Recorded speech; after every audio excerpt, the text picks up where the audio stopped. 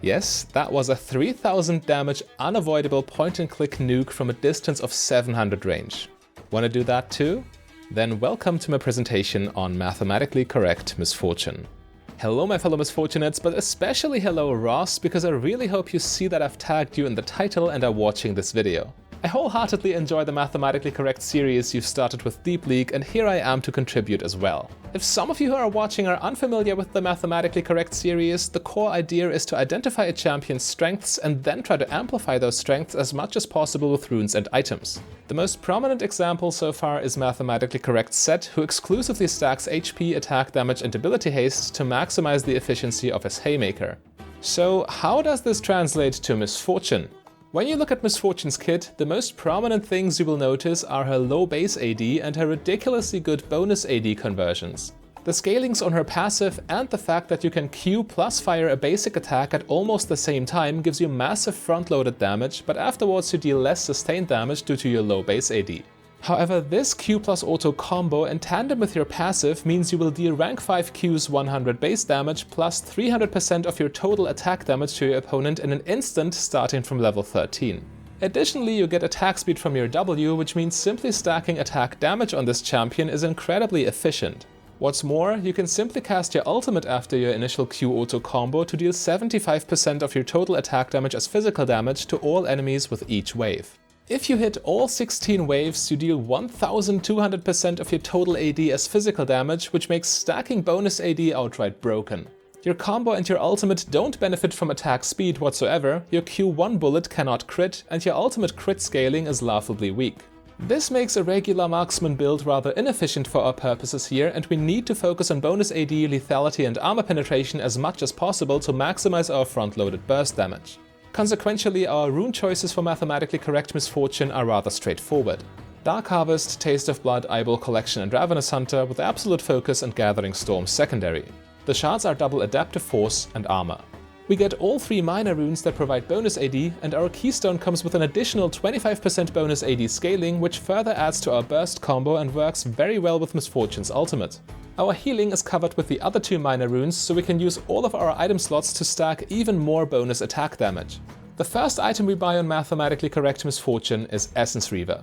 While the item with the most efficient stats to gold ratio would be Serpent's Fang, we choose Reaver here for 2 big reasons. First of all, we are going for a rather ability-based playstyle, and Reaver provides crucial cooldown reduction and an infinite mana supply at the same time, perfectly supporting our strategy. The second and more important reason is that the Spellblade damage on Reaver comes with an additional 40% bonus AD scaling, which makes stacking attack damage even more efficient for us than it already is. The item itself provides 45 bonus AD, which is nothing special, but it is okay for the 2800 gold we spend. Our second item is the mythic item Duskblade of Drakthar. Here we are looking at an amazing stat profile of 60 AD and 18 lethality, while also providing much needed ability haste. The only item that will be better in terms of stats here is Prowler's Claw, as it provides substantially more lethality. We choose Duskblade regardless though, because its unique passive effect adds another 65 bonus damage to our Q and an extra scaling of 25 bonus AD, getting our AD conversions to ridiculous levels. The third item we complete is Lord Dominic's Regards, and this is by far the best third item on Misfortune for literally any possible build. As you buy it in the mid-game, every single champion will be at least level 9 by then, but usually higher. Lord Doms is easily the best choice against tanks, and everyone knows that. But funnily enough, it is also the strongest Misfortune item against squishies. The reason is that base armor scales so hard with champion levels that this item will provide the highest amount of armor penetration against any target when they are at least level 9 and have 0 bonus armor.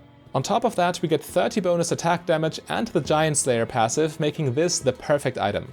In relation to game time, that 3 items power spike will probably be your strongest point in the game, and your damage is high enough to shred tanks and squishies alike. There is one thing you've probably noticed though: no boots. There are no attack damage boots and there are no lethality boots, so we simply save 1100 gold and forgo them completely to get our power spikes that much earlier. Misfortune can easily get away with this due to her W movement speed passive, making your rotations still faster than those of average AD carry champions. When you take damage, you lose the movement speed, but we are not going to chase our opponents anyway. We simply look at them and they die instantly, so boots are not needed. Just make sure you don't get caught though, because you will have to take any fight since you cannot run away once you've been hit. Anyway, we got ridiculous damage right now, and for our next item we want to apply the damage more reliably. Therefore, we buy Rapid Fire Cannon. The stat profile on this item sucks hard for Misfortune and even more so for this playstyle, but the passive effect is outright broken and our damage is still huge due to our previous items and our runes. We add 120 magic damage to our energized attack, which is nice, but the real deal is the range increase. Misfortune's basic attack range gets boosted from 550 units to 700, and since your Q is essentially just a glorified auto attack, your Q range is affected as well. However, there's one key difference between your Q and your auto attack, and this is where it gets really crazy. Normally your energized proc gets consumed instantly when you fire an auto attack. However, this is not the case for Misfortune's Q.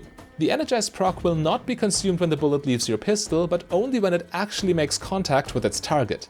This means after you fired your Q from 700 range, you have a small time window while the bullet is still mid-air, in which you can also fire an auto attack from 700 range with the very same energized proc. Or, long story short, you don't get one auto attack with bonus range, but instead two, namely your most important Q plus auto combo. This extra target access makes it almost impossible for your opponents to deal with you, and the bonus movement speed on Rapid Fire Cannon makes skipping boots even less punishing. We've unintentionally stacked quite a bit of crit chance with this build so far, so our next item might as well be Infinity Edge. It is the item with the highest bonus AD in the game, so it is exactly what we want in that regard, but also crit is not completely wasted on MF. The basic attack in our Q auto combo can crit for a lot of amplified damage, our Q bounce can crit off crit chance as well, and the crit scaling on our ultimate is also still there. This makes Infinity Edge the most efficient choice here by far. For the last slot, I suggest Stormrazor. We are maxing out our crit chance for maximum value from Infinity Edge with this one, while adding another 120 magic damage proc to our combo and still getting 40 bonus AD. Alternatively, you can get Ghostblade here for the highest AD and armor penetration, while also getting a pseudo boots active effect. Serpent's Fang is also viable if you need to deal with shields, Collector works as well for the most ultimate damage, and Bloodthirster is your best defensive option. You of course max Q first, W second and E last with this build, taking a point into your ultimate whenever you can. Your Q auto combo is what this strategy revolves around after all, so that's an easy choice. You can potentially also max E second instead of W, since your Essence Reaver takes care of all mana issues. It wouldn't be terrible because E is very good for collecting Dark Harvest stacks, and the increased slow would be a nice setup for your ultimate. However, I personally still recommend maxing W second, as every point of additional movement speed is crucial for the no boots playstyle. On top of that, with more bonus attack speed, we can use all the incidental crit chance from our items more efficiently. Ross, if you are still listening, you are hereby obligated to try this mathematically correct Misfortune build in a video of yours, and I will definitely showcase this build a few times on my gameplay channel myself. The channel is simply called MFDB Gameplay, link in the description or maybe on your screen. Click. Now.